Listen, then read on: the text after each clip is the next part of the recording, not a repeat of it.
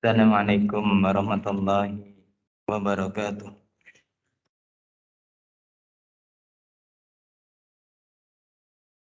Innal hamdalillah nahmaduhu wa nasta'inuhu wa nastaghfiruh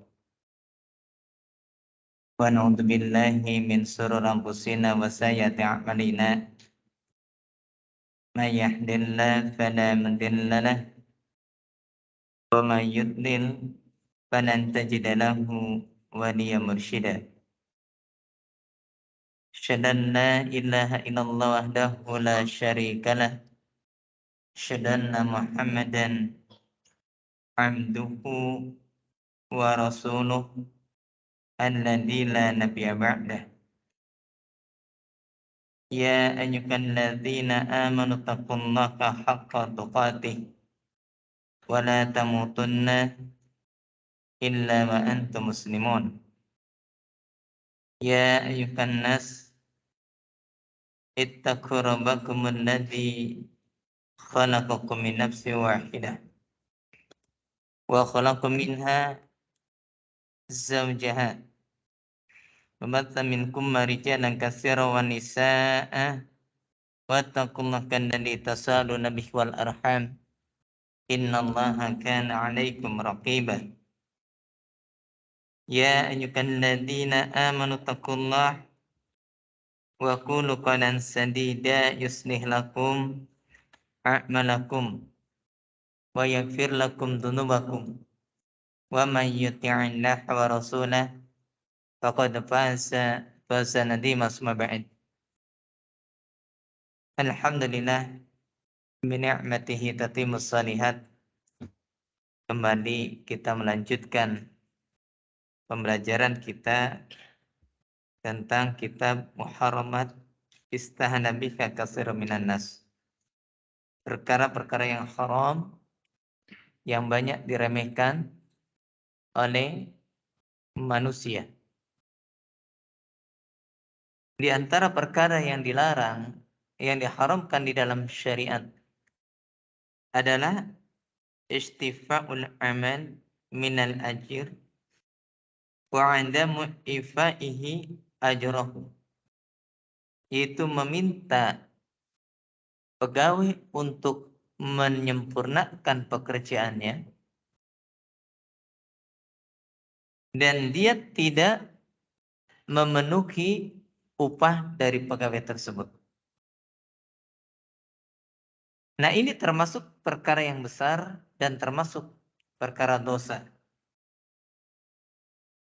Kenapa? Karena Rasulullah SAW mengatakan dan menganjurkan agar kita ini mempercepat upah bagi para pegawai. Kata Rasul di dalam hadis riwayat Imam Ibnu Majah kemarin sudah disampaikan, wa'tul ajra ajraku qabla an yahjifa araquhu.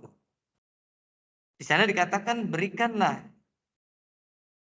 upah pegawai itu sebelum kering keringatnya. Dan kemudian telah disampaikan pula di antara perkara yang merupakan perbuatan yang terlarang adalah di antara bentuk-bentuk kedoliman terhadap para pegawai. Di antaranya adalah an yajhadahu haqqahu bil kulliyah. Itu yang kemarin sudah dibahas. Yaitu mengingkari hak-hak pegawai secara keseluruhan. Ada pegawai dia bekerja, dia sudah betul-betul bekerja dengan penuh kesungguhan, kemudian kita tidak membayar upahnya. Ini bentuk kedoliman yang pertama. Dan orang yang seperti ini, maka pada hari kiamat nanti dia akan datang dalam keadaan dia sudah memakan harta orang yang didoliminya. Maka didatangkan kepada orang yang didolimi tadi dengan kebaikan-kebaikan dari orang yang mendoliminya. Kebaikan orang yang mendolimi diberikan kepada orang yang didolimi. Sehingga ketika kesalahan-kesalahan tersebut sudah habis, maka kemudian dilemparkanlah dosa orang yang didolimi kepada orang yang mendoliminya. Nah, ini adalah termasuk perkara dosa. Ya, orang yang dia mengambil pegawai kemudian pegawainya tidak dibayar sama sekali. Ini seperti hukum perbudakan. Dan ini terlarang di dalam syariat Allah. Kemudian bentuk yang kedua. Yang ini merupakan perkara yang dilarang di dalam syariat Allah Subhanahu wa taala. Yaitu diantaranya adalah an yabkhasahu fihi fala yu'tiki iyahu kamilan wa yankusu minhu duna haqqin. Yaitu dia mengurangi hak pegawainya. Dia tidak memberikan secara sempurna dan menguranginya dengan tanpa hak. Jadi orang yang kedua ini, dia mengurangi gaji pegawai. Kemudian dia juga diantaranya memberikannya tidak sempurna, tidak 100%. Gajinya diharusnya misalkan perjanjiannya 1 bulan 4 juta, 5 juta, kemudian dia hanya berikan 2 juta. Ini dengan tanpa hak. Kalau dengan hak misalkan karena dia hutang, itu beda kan ceritanya. Atau kalau dia ini misalkan ya kasbon dan sebagainya, ini beda ceritanya. Kalau ini tidak ada alasan secara syar'i, kemudian dia mengurangi dari gaji atau upah pegawai tersebut. Maka yang seperti ini, faqad qala Allahu ta'ala, dan sungguh Allah Subhanahu wa taala telah berfirman di dalam surah Al-Mutaffifin ayat yang pertama. Kata Allah Subhanahu wa taala, wailul lil mutaffifin, celaka bagi al-mutaffif, orang yang telah berlaku curang. Walaupun ayat ini, surat Al-Mutaffifin ini berkaitan tentang timbangan. Kalau dia menimbang untuk orang lain, dia kurangi. Kalau dia meminta atau ketika dia membeli, dia minta dipenuhi. Tapi kata Fadilatul Syekh Muhammad bin Shalih Al-Utsaimin di dalam tafsirnya, beliau mengatakan termasuk pula diantaranya adalah orang yang dia ingin haknya dipenuhi, tapi dia tidak mau memenuhi hak orang lain. Ingin haknya dipenuhi, tapi dia tidak mau memenuhi hak orang lain. Nah, yang ini adalah terlarang. Yang ini terlarang, nggak boleh. Contohnya, seorang istri menuntut suaminya memenuhi haknya. Pengen sempurna diberikan kepada dia. Bulanannya pengen sempurna, nggak boleh dikurangi. Tapi istri tidak mau taat pada suami. Istri tidak memberikan hak-hak suami. Maka yang seperti ini berarti perempuan tadi, istri tadi adalah al-mutaffifah. Namanya Neng Mutaffifah. Nama yang bagus ya. Ya, belum ada kan nama Mutaffifah? Barangkali mau yang punya anak namanya Mutaffifah. Kalau perempuan Mutaffifah, kalau laki-laki Mutaffif. Namanya yang bagus menurut pendengaran kita. Padahal artinya jelek ya. Jadi begitu pula ketika suami dia menuntut istrinya untuk berbakti kepada dia, untuk memberikan hak-haknya, tapi dia tidak pernah memberikan hak istrinya. Istrinya nggak pernah dididik, istrinya nggak pernah dikasih ya kasih sayang, dan istrinya pun tidak pernah diberikan nafkah misalkan. Ini pun namanya al-mutaffif. Atau seorang bapak dan ibu dia menuntut anaknya untuk berbakti dan nur, tapi mereka sendiri nggak pernah apa? Mereka sendiri nggak pernah mau memberikan hak-hak anak, nggak memberikan hak mendidik, nggak memberikan hak mereka untuk makan, mendapatkan pakaian, ataupun yang lainnya. Nah, ini namanya adalah al-mutaffif. Namanya apa? al-mutaffif. Jadi mutaffif itu bukan hanya berkaitan tentang jual beli, tapi pula berkaitan tentang pengurangan hak orang lain, sedangkan hak sendiri pengen dipenuhi. Itulah mutaffif namanya. Lalu kemudian di sini pun dilanjutkan. Wa min amsilati dzalik ma yaf'aluhu ba'du arbabil amal. Maka di sini dikatakan, dan di antara contoh-contohnya itu apa yang dilakukan oleh sebagian para pemilik usaha, para pengusaha. Sini dikatakan ida istaqdama umanan min baladihim. Apabila datang yaitu para pegawai dari negeri mereka. Ada orang yang datang. Kita di Cirebon misalkan ada orang datang dari desa yang jauh sekali dari Cirebon. Dari desa pelosok yang ada di Jawa Timur misalkan datang ke Cirebon. Niatnya kerja. Kerja di perusahaan kita kontrak. Niatnya tadinya seperti itu. Lalu kemudian dikatakan wa kana qad aqada ma'akum aqdan ala ajrin muayyan. Dan dikatakan dan sungguh dia telah mengikat perjanjian bersama dengan mereka. Sudah diadakan perjanjian. Ana ajrin muayyanin, atas bayaran yang sudah ditentukan. Nanti kerja di saya ya. Kalian ayo, beberapa orang dari desa berangkat. Kerja di saya 1 bulan dapat 4 juta misalkan. Tapi setelah itu apa yang terjadi? Lalu kemudian dikatakan faida irtabautu biki wa basyarul aman. Amada ila uqudil aman. Maka apabila mereka telah terikat dengan apa? Mereka telah terikat dengan pekerjaannya. Sudah kerja dia. Pegawai tersebut telah melaksanakan tugasnya untuk bekerja. Kalau ngurus peternakan dia udah ngurus ternak.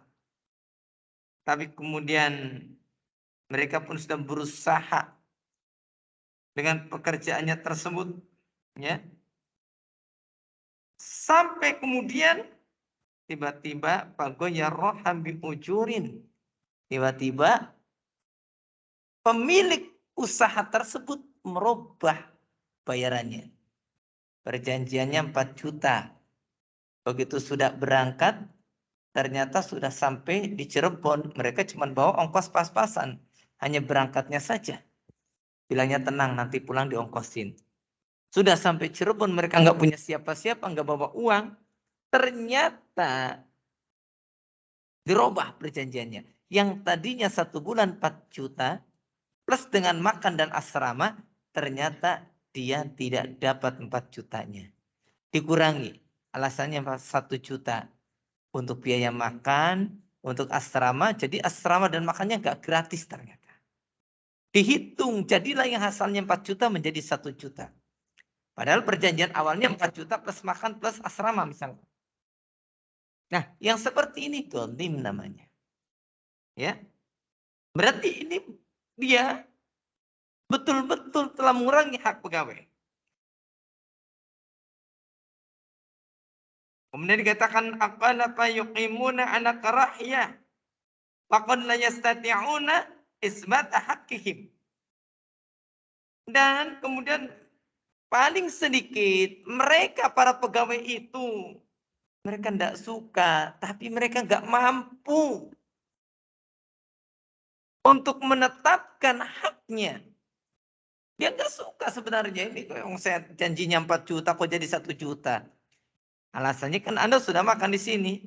Anda sudah dapat tempat tinggal. Hitung aja makan itu 1 hari 3 kali. Kalau 1 kali makan 15.000 45. 45 dikalikan dengan 3. Sudah 1 juta sekian. Hitung. Anda makan saja 1,5 juta. Setelah itu Anda itu kemudian tinggal di asrama. Apa Anda kemudian nggak perlu bayar? Ini bayar. Hitung. Akhirnya cuma tinggal 1 juta. Dirubah seperti itu. Ya. Maka kemudian pegawai tersebut dia mau nuntut hak nggak mampu, nggak bisa. Bagaimana menuntut hak? Pertama, mereka kerja tanpa ijazah, berangkat saja, atau kerja di sana ijazahnya ditahan. Ditambah lagi dia kerja jauh dari negeri tempat dia tinggal. Dia hanya membawa ongkos untuk berangkat dan tidak ada ongkos untuk pulang. Karena berharapnya setelah dia ini bekerja, ongkos pulangnya bisa didapatkan dari upah bekerjanya. Tapi itu ternyata hanyalah janji semata. Ya. Kemudian dikatakan fayashkuna amrakum ilallah. Kemudian mereka hanya bisa mengadukan urusan mereka kepada Allah Subhanahu wa taala. Hati-hati ini. Kalau manusia hanya mengadu pada manusia lain, manusia hanya mengadu pada polisi, manusia hanya mengadu pada pengadilan. Yang ada di dunia ini itu masih tidak seberapa. Tapi yang paling berat adalah ketika manusia yang dizalimi, dia sudah mengadukan kedolimannya kepada Allah Subhanahu wa taala. Orang kita mungkin beranggapan, oh tenang saja. Orang kita ketika orang itu kemudian diadukan pada Allah, mereka tenang, biasa aja. Tapi ketika diadukan pada polisi baru mereka ribut. Padahal hukum Allah jauh lebih berat. Siksaan Allah nanti di akhirat jauh lebih berat. Tapi orang lebih takut dengan hukum manusia dibandingkan dengan hukum syariat. Hanya lihat kalau orang kemudian melakukan kedoliman, kita ancam, awas nanti di akhirat nanti gini. Gak takut mereka. Gak takut kan? Gak takut. Tapi ketika kemudian bicaranya, nanti kalau melanggar ini ditangkap polisi, takut biasanya. Ini yang membedakan. Seharusnya kalau pada manusia takut, pada Allah jauh lebih takut lagi. Karena Allah Subhanahu wa taala yang harus ditakuti. Lalu kemudian di sini pun dilanjutkan. Wa in kana rabbul amal ad-dhalimu musliman. Walaupun sang pemilik usaha tersebut yang mendolimi tersebut itu adalah seorang muslim. Walaupun yang mendolimi itu seorang muslim. Wal amil kafiran. Dan yang bekerjanya orang kafir. Ada orang kafir kerja pada kita, kemudian kita kurangi gajinya.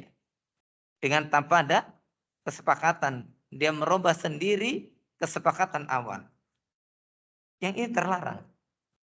Walaupun majikannya muslim, pegawainya kafir. Itu jadi dalil Islam itu menghormati hak-hak orang di luar agamanya. Selama mereka tidak memerangi Islam. Ya. Karena dalikal baqsu minasani an sabilillah. Maka di sana dikatakan, dan sekurang-kurangnya itu, kalau orang dia ini pimpinannya, tuannya, pengusahanya adalah muslim, sedangkan pegawainya adalah orang kafir, minimal. Kata Fadilatul Syekh Muhammad bin Shalih Al-Munajjid belum mengatakan minimal adalah itu minasadi an sabilillah, dia menghalangi orang dari jalan Allah. Coba kalau kitanya muslim, pimpinannya muslim, pegawainya kafir, didolimi. Ini menjadikan orang itu jadi terhalang dari mendapatkan hidayah. Coba kalau kemudian pimpinannya itu muslim, baik, mengayomi orang-orang kafir, tertarik dia mendapatkan hidayah lewat jalan dia. Kan begitu kan? Nah ini penting yang seperti ini. Tapi karena dia ternyata perilakunya jelek, maka yang seperti ini justru kebalikannya, dia telah menghalangi orang kafir tersebut untuk bisa mendapatkan jalan hidayah dari Allah Subhanahu wa taala. Fayabu'u bi'ismihi. Maka kemudian dia pun menanggung dengan dosanya. Menanggung dengan dosa. Jadi kalau orang kafir, orang mukmin mendolimi orang kafir, ini berbeda dengan orang mukmin mendolimi orang mukmin. Kalau orang mukmin mendolimi orang mukmin, maka pertama yang dilakukan adalah kebaikan orang mukmin tersebut dikurangi untuk orang yang didoliminya.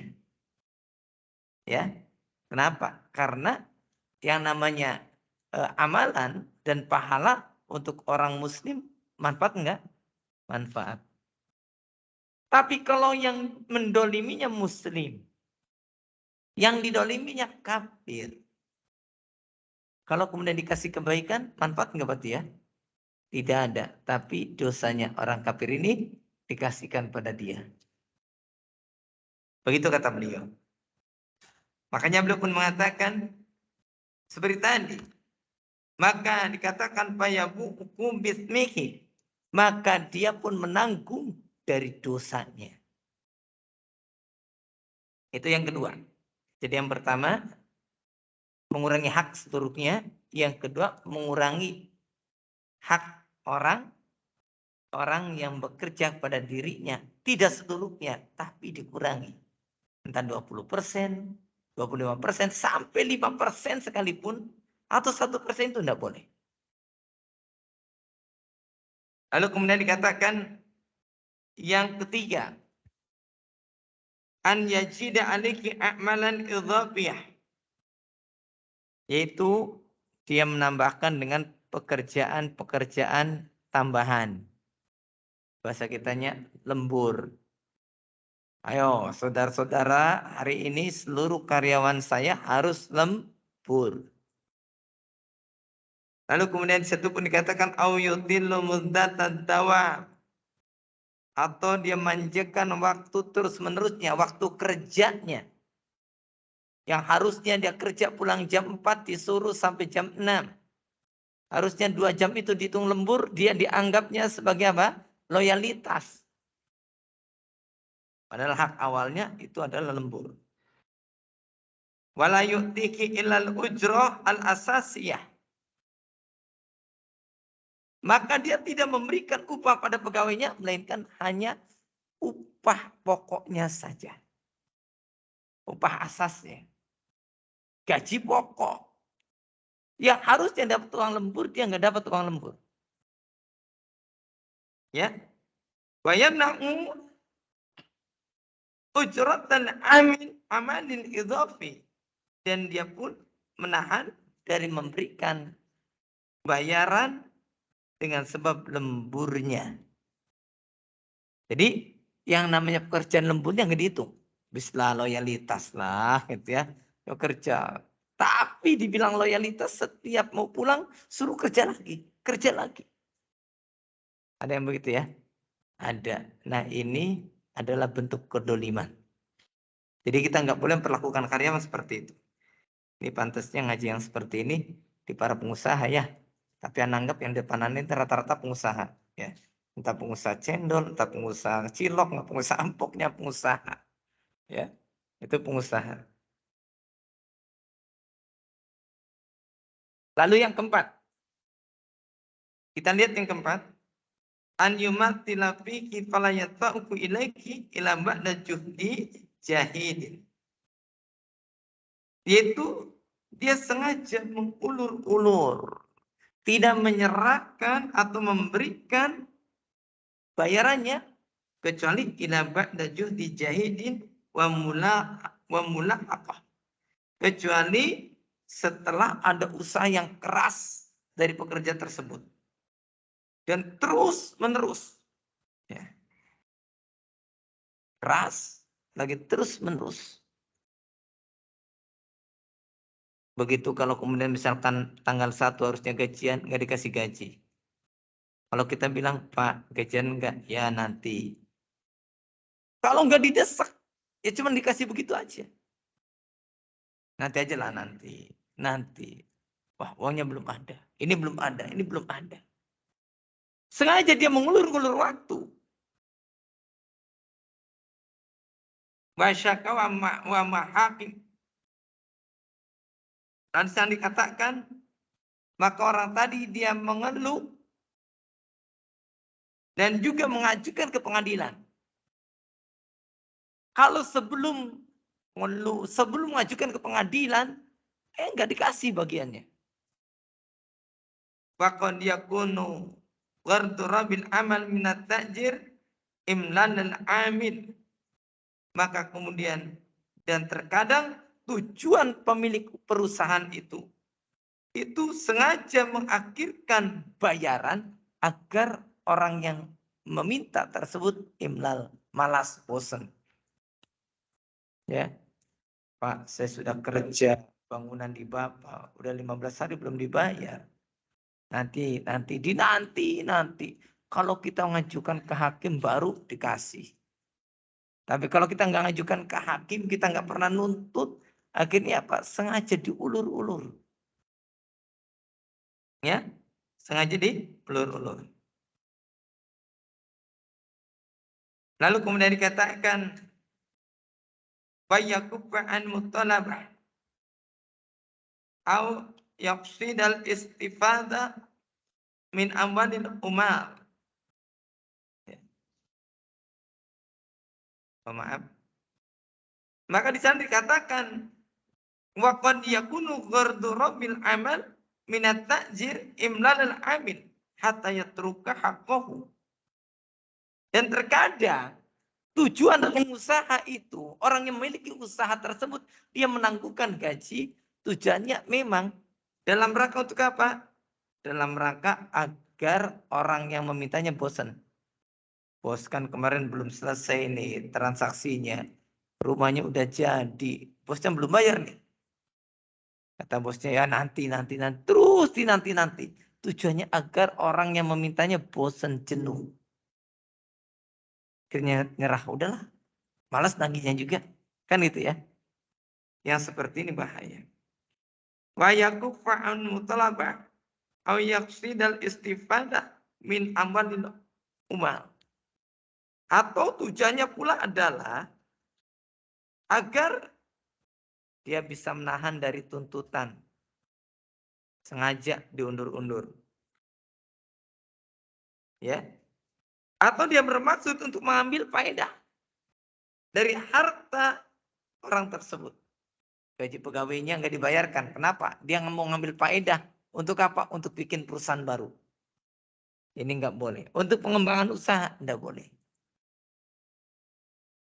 Ya, tidak boleh. Jadi kalau dia sengaja menahan gaji pegawai, tujuannya untuk kepentingan pribadinya, itu tidak boleh. Ya. Maka dikatakan bitau difiha, yaitu bermaksud untuk mengambil faedah dari harta pegawai, ya, yang dia berusaha dengan usahanya tersebut. Wa ba'duhum, dan ada sebagian mereka. Jadi banyak modelnya ya, Masya Allah. Ada yang kemudian mengulur-ulur waktu, biar pegawai itu bosan minta lagi. Bosan kalau nagih terus, biar kemudian dibiarkan. Ada lagi, bukan seperti itu tujuannya.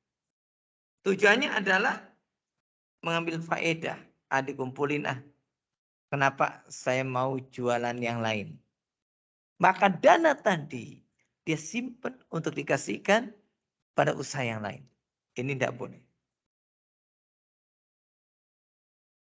Wa ba'dukum, dan diantara mereka yurabi fiha, yaitu berusaha untuk mengambil riba. Yurabi. Ada sebagian pengusaha sengaja menahan gaji. Harusnya gajian tanggal 1 diundur sampai tanggal 5. Tujuannya apa? Tujuannya agar nanti bisa dibungakan. Karena kita perusahaan gede misalkan, yang asetnya triliunan, kemudian punya deposito harian. Yang nggak banyak-banyak, 1 hari 2% misalkan. Bayangkan 1 triliun.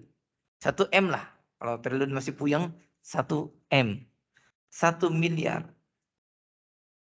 Dari 1 miliar tersebut, ya, ternyata Masya Allah, dikumpulkan, diambil bunganya.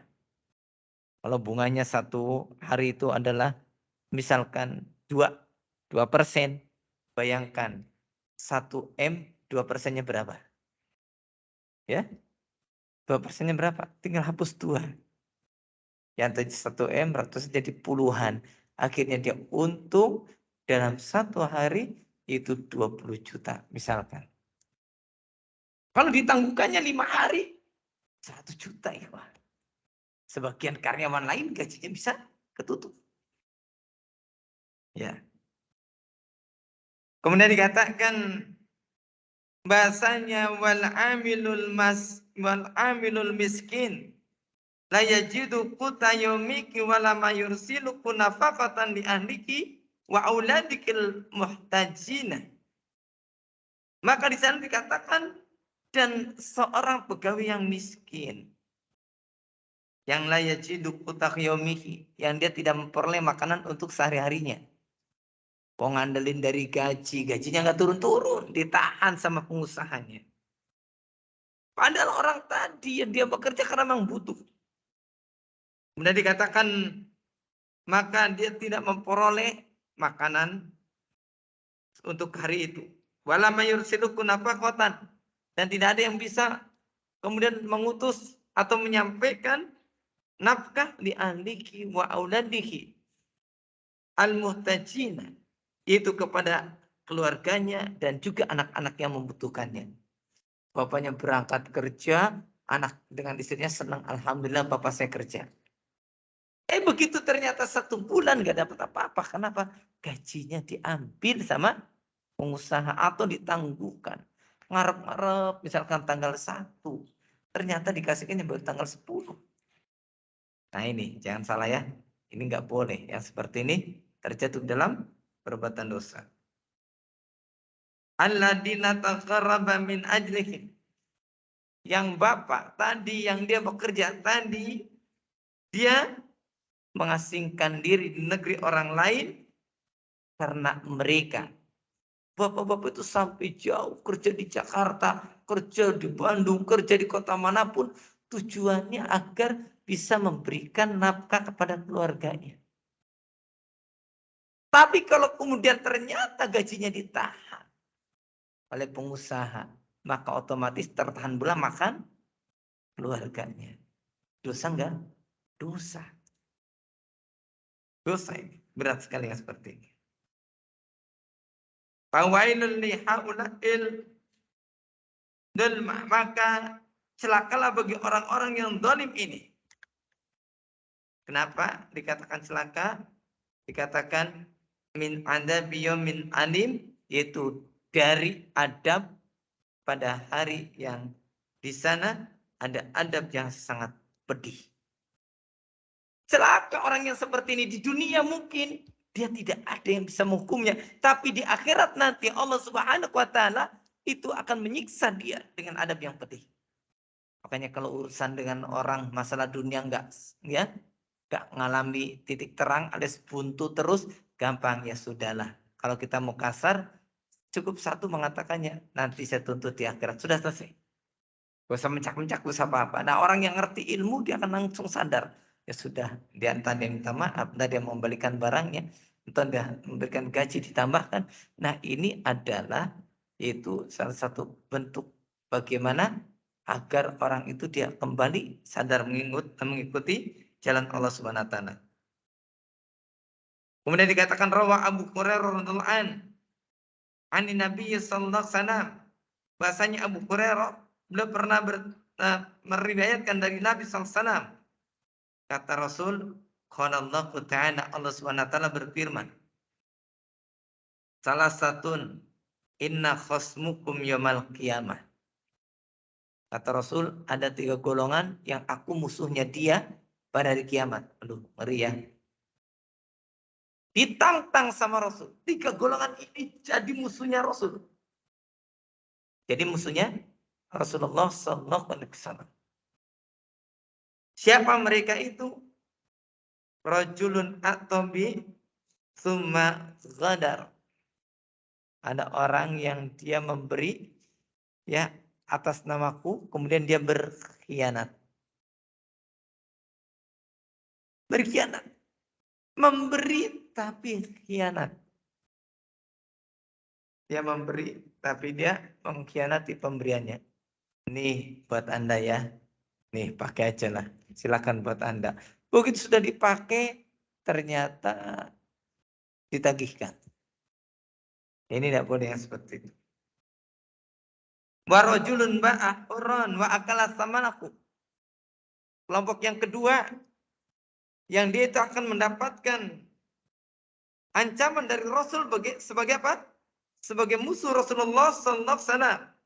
Yang kedua adalah orang yang dia ini dikatakan warajulun ba'ahron.